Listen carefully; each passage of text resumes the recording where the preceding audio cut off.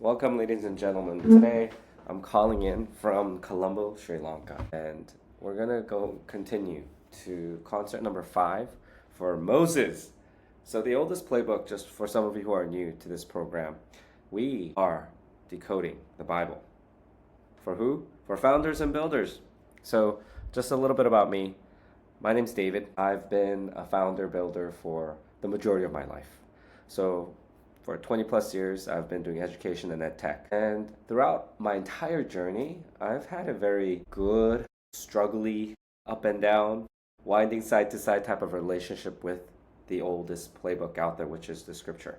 When I say the oldest playbook, I'm referring to the Bible. And it's helped me a lot as a leader, as a business person, as a builder, and as a founder, also as a husband, as a friend, just as a human being all around. I think most people, as builders and founders, we need guides.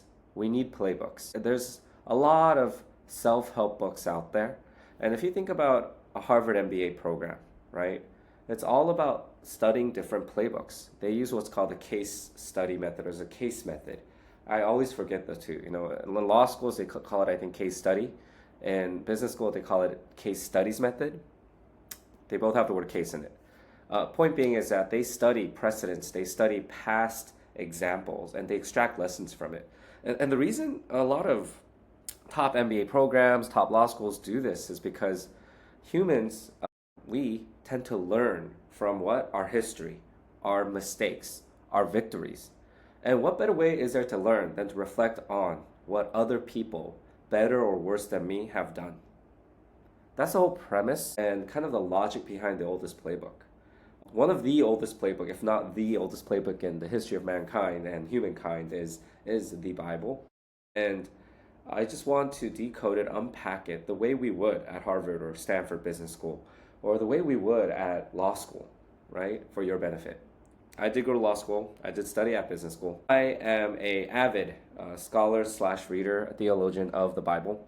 And it's my job to decode it for you guys. So anyways, today I thought I'd start off a little introduction to just share with you why I do this, what basis do I come from to do this. I hope you enjoy the scripture as much as I did, and we were able to glean from it as much as I do to this day, and probably will for the rest of my life, and being a better leader and founder and builder. So today we're going to continue on, ladies and gentlemen, from where we left off. We have the Red Sea split. We're right now delving into the case study of Moses. For those of you who know Moses, he is a great historical figure. In fact, he is the leader that many religions and Hollywood movie theaters, I think it was Disney or Pixar, I forget, the Prince of Egypt. Moses is a central character that everybody kind of loves to listen to, respect, and people know that he's an important figure. We approach the oldest playbook, scripture, as it should be approached, as a serious work, and we take it seriously. And we're going to continue taking it seriously as is written. Right now, the splitting of the Red Sea is just one chapter. That's it. The water stood up in the wall, two walls, just split. A nation walks through on dry ground. And on the far side, the greatest existential threat they'd ever known, the entire army of Egypt comes and they sink. Miriam, who, if you know the Bible, Miriam is the sister of Moses. So Miriam is with the tambourine and she's singing. And then there's a water incident that happens. We covered all this last week where there's some bitter water and the Israelites are pissed off. They're already complaining. Despite having just gone through this life, death, near-death experience, when they get to the other side and they get thirsty, they begin complaining and they begin thinking back about, our time in Egypt. And it's almost a test, you see, at that moment. And Moses, as a leader, guides these people, despite their, bitter bickering, to an oasis where there's plenty of water. That was last week, the victory song and the first shortage. Tonight we walk further into the same desert. And here's what most people don't think about, right? The weeks and months after the day of that miracle of the Red Sea, people don't think about that part. People don't make movies about that part, right? Because a while later, and this is a real while later, into the wilderness.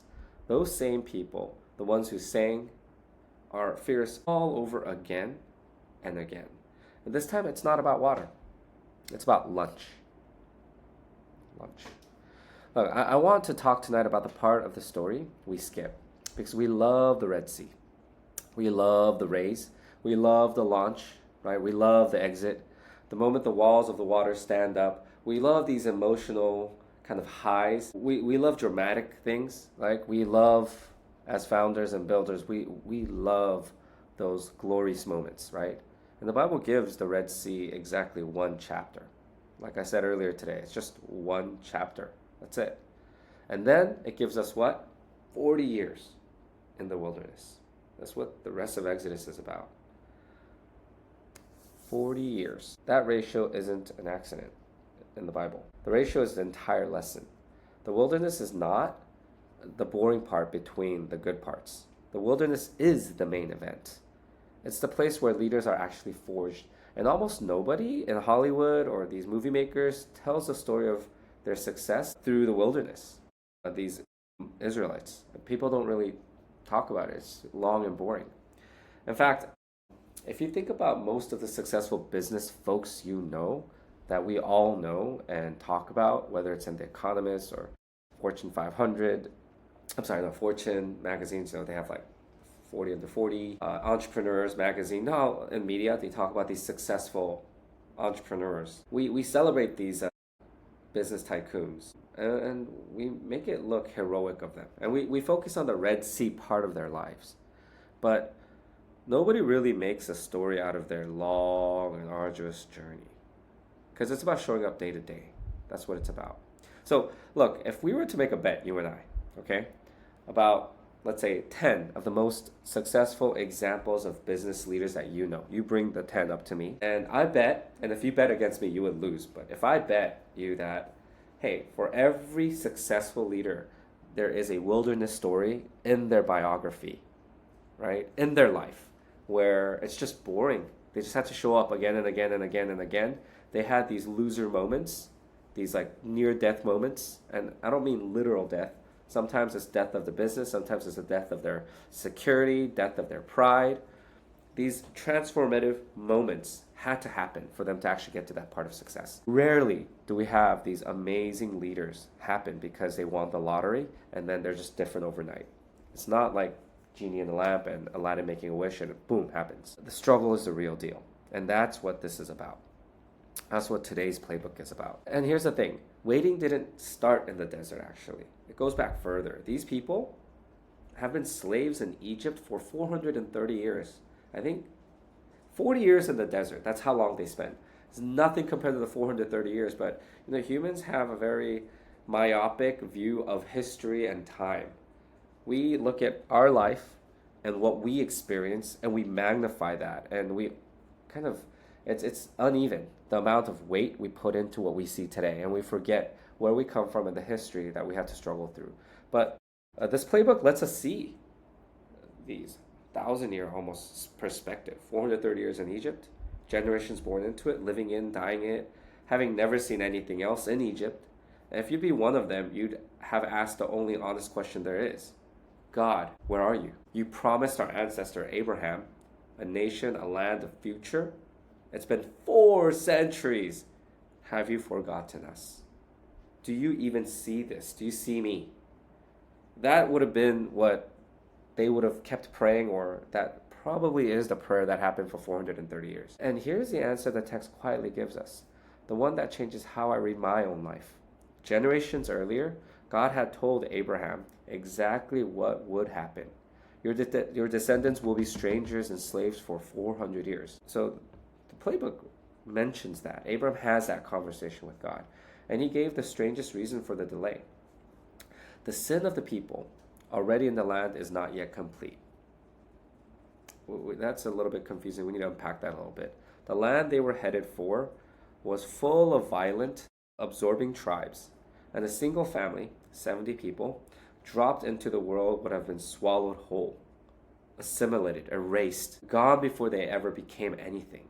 So there is a promised land, but what God is saying with that is you You Hebrews aren't ready to go there. Jacob, you're not ready, your people. So, what does God do? He hides them. He hides the Hebrews in Egypt, in a corner called Goshen, kept deliberately separate. The text says it's because the Egyptians couldn't stand shepherds. So Israel got quarantined onto their own in Goshen. And in that quarantine, that hidden place that felt like punishment, 70 people became what? A nation of millions. Slavery wasn't God forgetting them. Slavery was the incubator. 400 years that felt like abandonment were 400 years of protection and growth in the dark, hidden and unseen, where no one could corrupt them or kill them off, including themselves. That's amazing. So founders sit on that for a second. Builders sit on what I just talked about. Just this. It's powerful. The most common experience of building something real is not the parted sea. It's the 430 years, the long, hidden, unglamorous stretch where nothing you were promised is visible yet. Where every feed is somebody else's miracle, and you're still in Goshen making bricks, right? And the oldest playbook says something staggering about that stretch, that long 430-year stretch. That may be exactly where the most important work is happening, precisely because no one can see it. You are not being forgotten. You may be formed, you're being incubated, built in the dark into something strong enough to survive what's coming before it's ready to be seen. So tonight, 3 things the wilderness will teach us.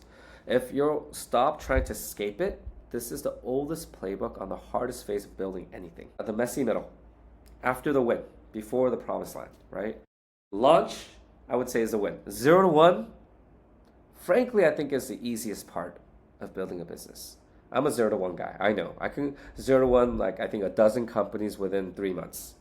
But to get from 0 to 1 and then 1 to 100, 100 to 1,000, 1,000 to a million, million to hundreds of millions, that journey is what's hard. And I can't do a dozen of those in 3 months or even a lifetime. That, ladies and gentlemen, requires something else. So let's get into this, okay? So the first playbook, in this playbook, the first move, okay? We need to look at Exodus 16 for this. The people are hungry, and they turn to Moses, if you turn to Exodus 16, and listen to how they turn on him. They say, if only we had died in Egypt, where we sat around pots of meat and ate all the bread we wanted. Stop right there. These people were slaves in Egypt. Remember that, right? They were beaten by their slave masters. Their baby boys were what? Thrown into the river. They were being slaughtered. And here they are, weeks into their freedom, right? It's not even years into their freedom, telling each other stories about Egypt, a brunch spot, something that is to be longed for.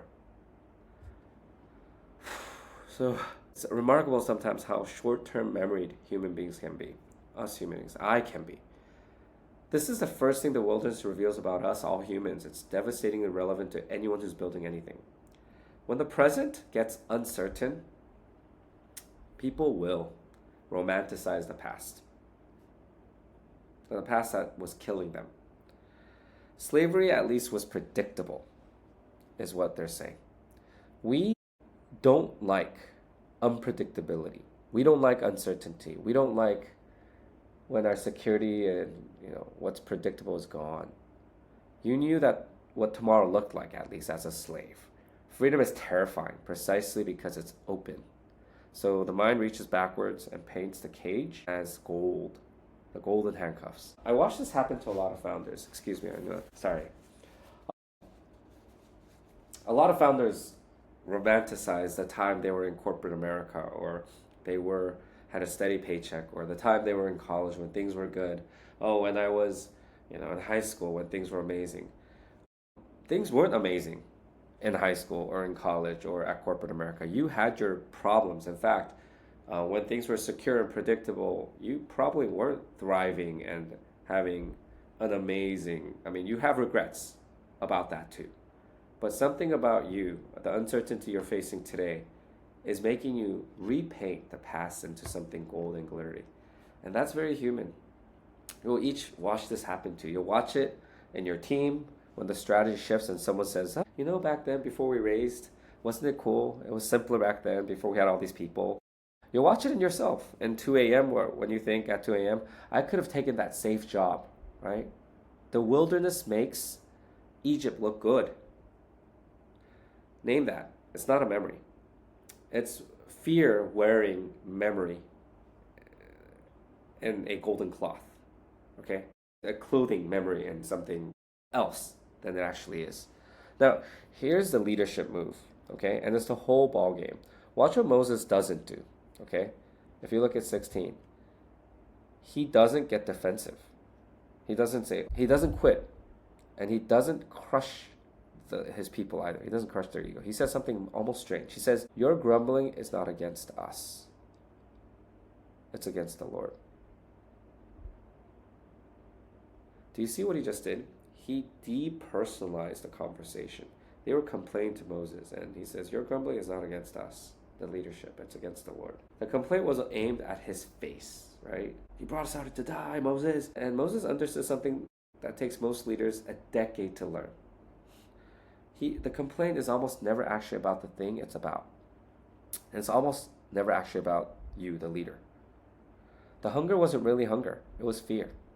The anger at Moses wasn't really about Moses. It was about people who had followed a vision into a place with no visible way forward. And the terror had a land somewhere, right? The terror had to land at some person or something, and it landed in the guy in front of them, the easiest person to just crush. Founders, hear me. When the criticism comes in the messy middle, and it will come, okay? From your team, your users, your board, your own family, you have two immature options, okay? And one mature option. You can crumble, okay? That's one option. You can crumble. Take every word to heart. Conclude you're a fraud, you're the loser, and just lose your nerve. Okay, that's one. You could crumble. You can crush. Treat every complaint as insubordination. Go to war, go to battle with your own people, right? Those are the two immature responses, crumble or crush. Or you can do what Moses did. Refuse to take it personally. Refuse to dismiss it. Read it as data. Underneath the coffee is bad is often, "I'm scared we're going to miss the quarter." When they say, "Hey, the coffee's bad," they mean something else. Underneath, "Why did you change the roadmap?" is often, "I don't know if I still belong here." When I was leading a company of about 150 engineers, and me, as I'm not an engineer by training, whenever a new CTO came into the picture, a new senior engineer came in, there was always uncertainty amongst, let's say, the other leadership members. Not so much the engineers. So when the CTO came in, my product officer or some of my operations guys would always have this power struggle, and they'd complain about the roadmap or the shift in directions. And it was always a human issue, right? And when they talk about roadmap or strategy, it's about someone else. The mature leader hears the fear under the complaint and speaks to the fear. And that's not weakness. That's the single most important skill for surviving the wilderness with your people still following you. So leaders, don't crush your people and don't crumble yourself either. And this maturity requires you being solid in the solitude of your own place too. Let me move on to move 2, okay? And look, so this is about don't solve the problem, build the rhythm, okay? Is what movement 2 is about. Don't solve the problem, try to build a rhythm instead. So God feeds them, the Israelites. They complain about lunch and he feeds them. And how he feeds them is the part everyone misses. He could have just dropped a warehouse of food from the sky. After all, this is God we're talking about. And the problem was solved. But the scripture says, instead he installs a system with rules. Every morning, this bread-like stuff called manna appears on the ground. That's what happens. You could call it a miracle, but let's take it as is written. in the oldest playbook of scripture. It says that manna appeared on the ground every morning, and the instruction, the system, are oddly specific. It's very specific. It says, gather only what you need for today. Do not hoard it. If you try to keep it overnight, it breeds worms and stinks. On the sixth day, gather double the portion. On the seventh day, don't gather at all. Rest. That's the system.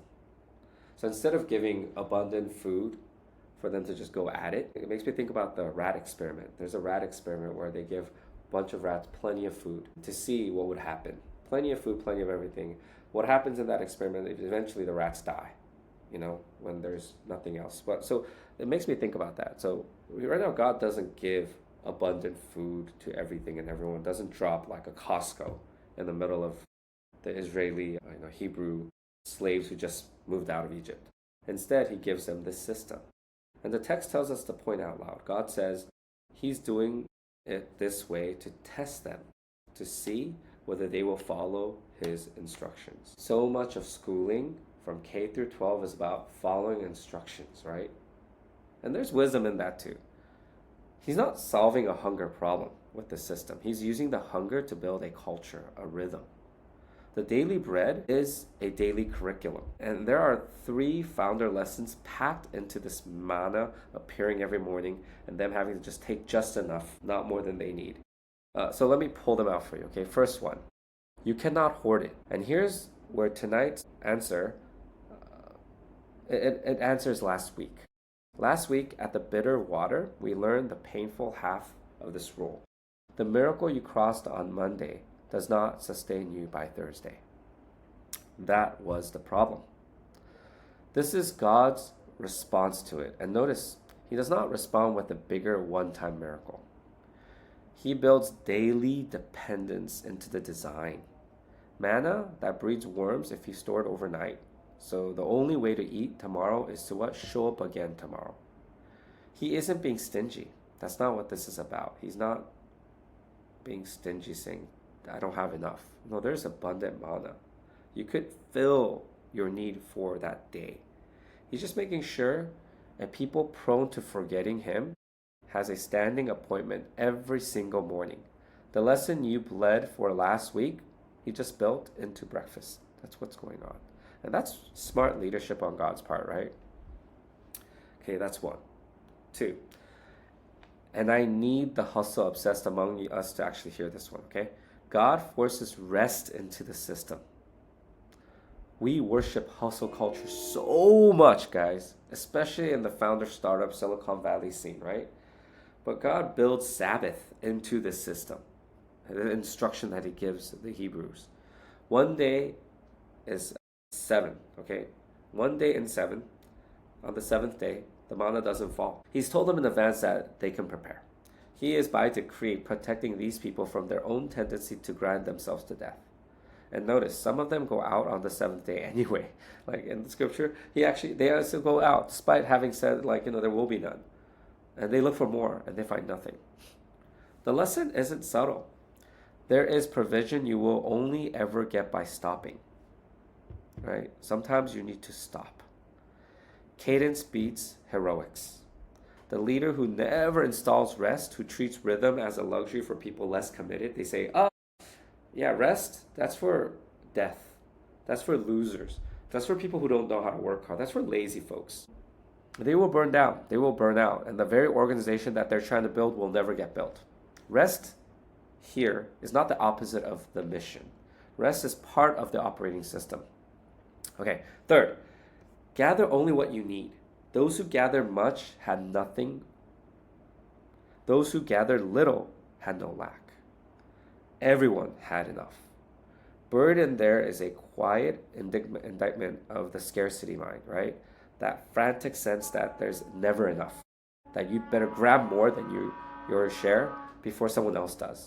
So the wilderness is where you learn the difference between enough and more. And the builders who learn it early don't torch their health and their relationships climbing the ladder, leaning on the wrong wall. I want to just share with you guys a little bit here, though, is, what's the difference between a first-time founder and a second or fourth, fifth-time founder? The first-time founder is unusually hustly. They're hustly. And we glorify that. We think that's the right thing to do. We think you're right. You should hustle that way. Because I gave you money. Investors are encouraging the hustle. But second and third time founders don't hustle like that. They know it's a marathon. And they, in their operating system, have rest baked in. And for those unfortunate few, and I've seen founders who, in their first company, hustled and somehow made it, but they go to company number two for one of two reasons, because the first one wasn't as big an exit and they still don't have their FU money, so they go to company number two. Or the second reason is like, hey, they've succeeded, but they're getting bored and they feel like, you know what, I need to do something and might as well do what I know I'm best at and go back to starting a second company. And that's how serial entrepreneurship happens. People treat companies like scoreboards and scorecards and these companies as ego machines, right? It's something to show off on. I see that happen a lot to a lot of founders who succeed that first time. But second, third, and fourth time founders begin to think about legacy. They think about what I want to do. They think about their calling. They think about meaning in life. They think about how to do this marathon better. They become wiser. In fact, we all know that we can't become that kind of person without having gone through the first company and being the first time founder. Man.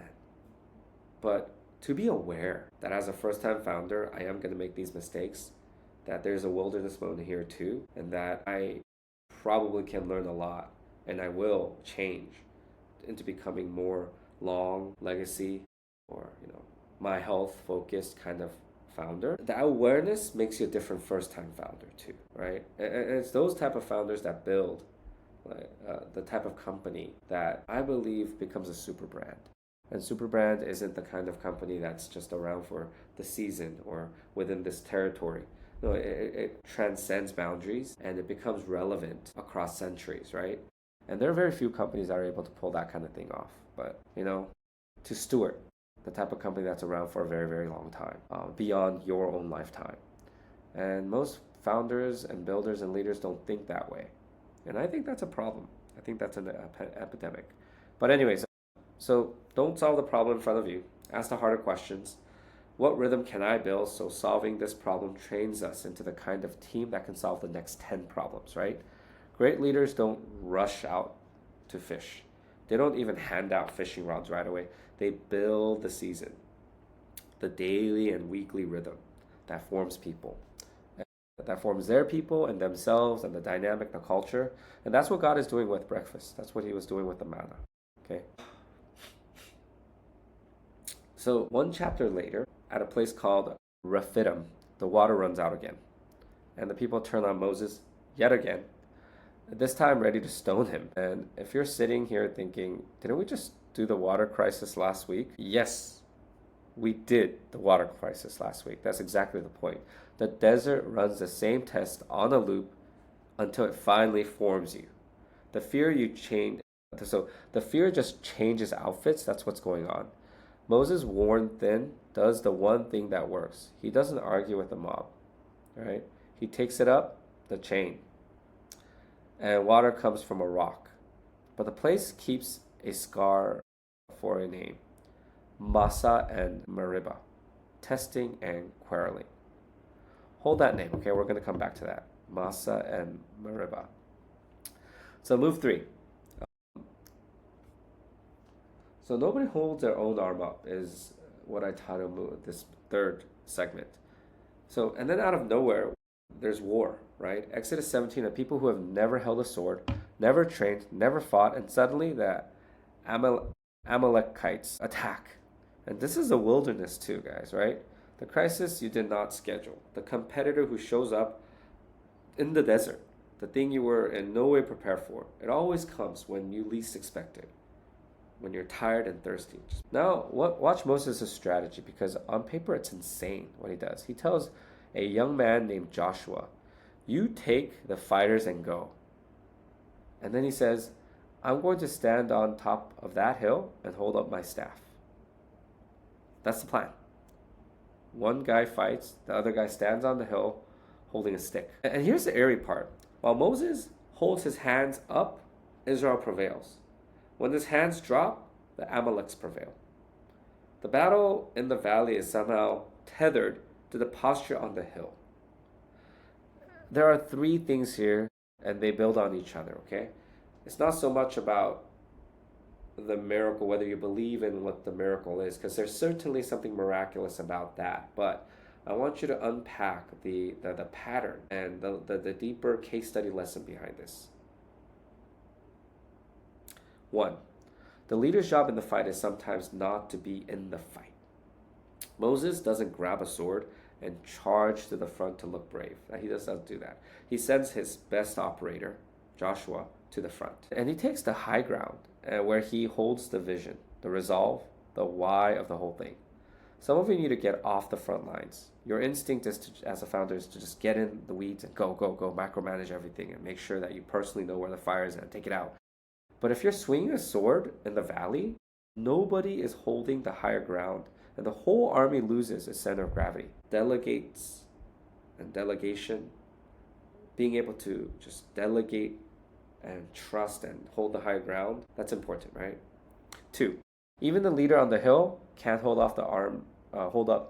can't hold his own arm up. He can't.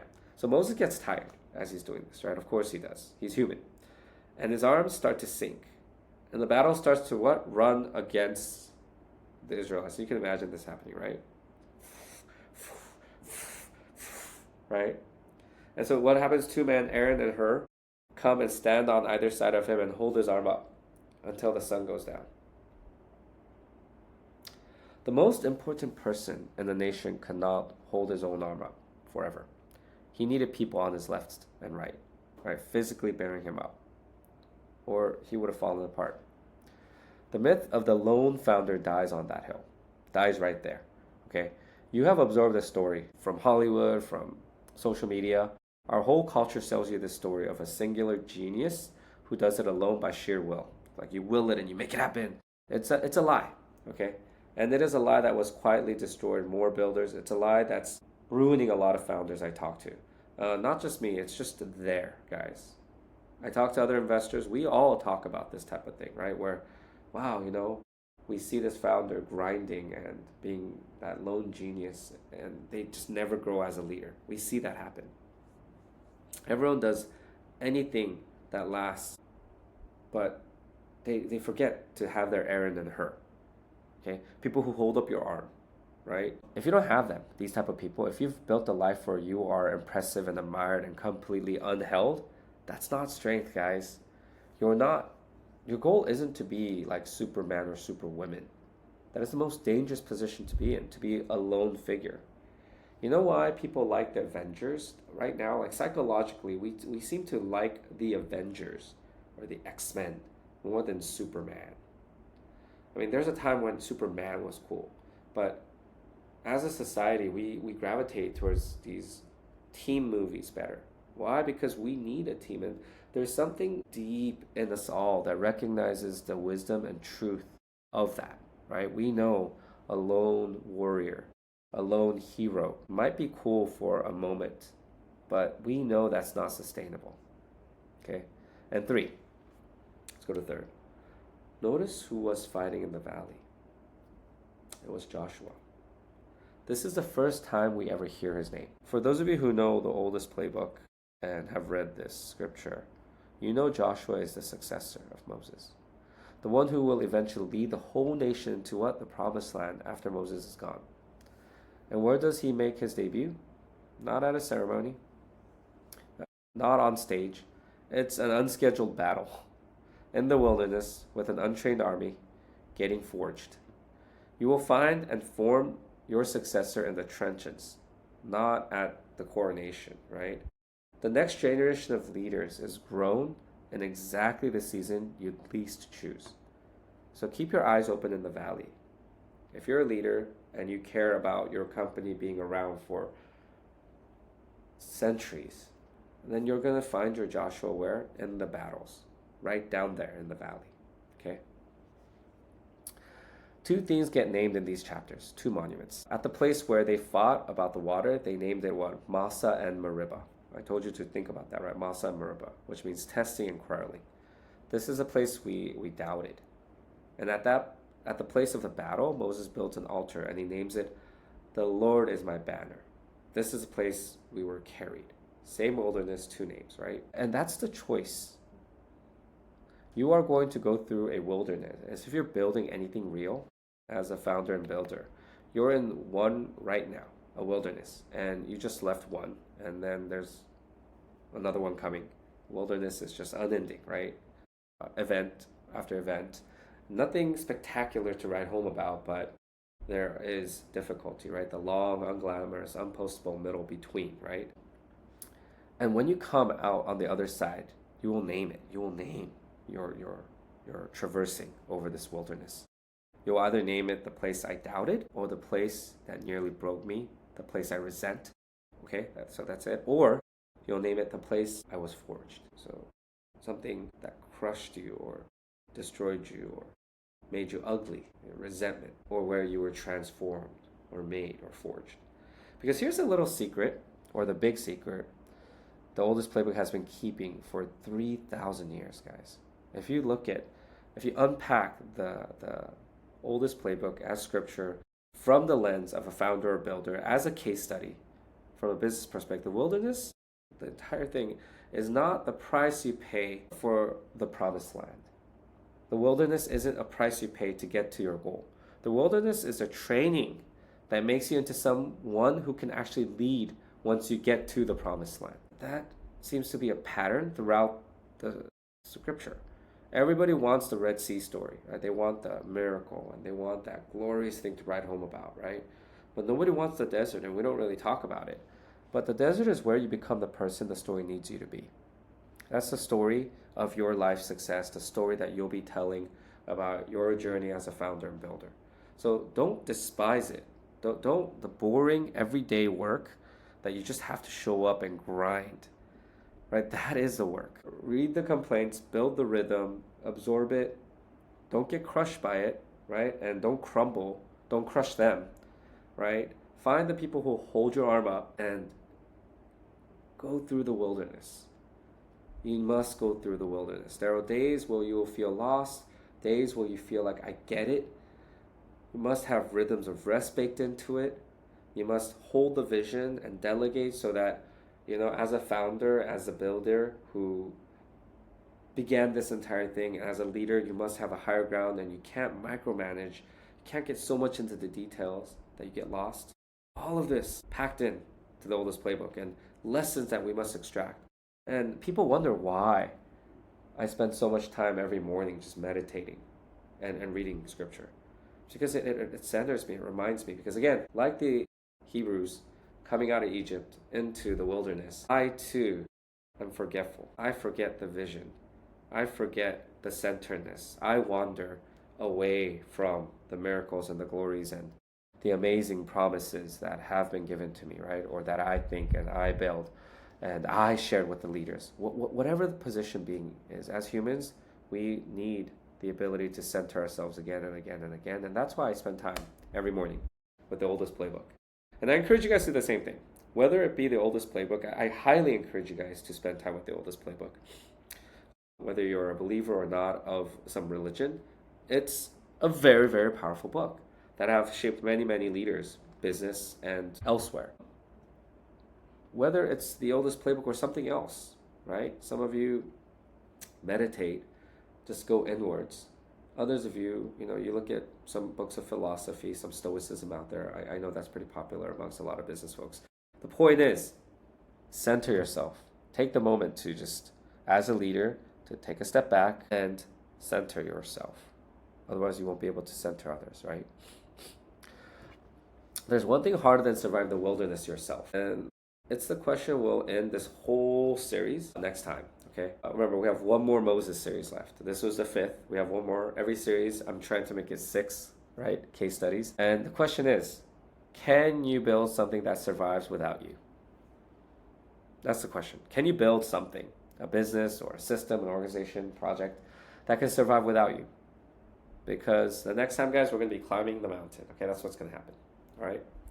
All right. Thank you very much for your attention. I am going to, for a very brief moment, open up the Zoom room where we can all talk a little bit. I'd love to get your feedback on this particular chapter and this particular case study. I'm gonna share it in the chat. So give me a second. You'll see it in the chat, guys, okay? So go back to the chat, and I hope you'll join me. Until next time, next week, stay tuned. And next week, if you guys are tuning in again, the question, don't forget, is can you build something that survives without you? All right, I'll talk to you next week, guys. Have a good one.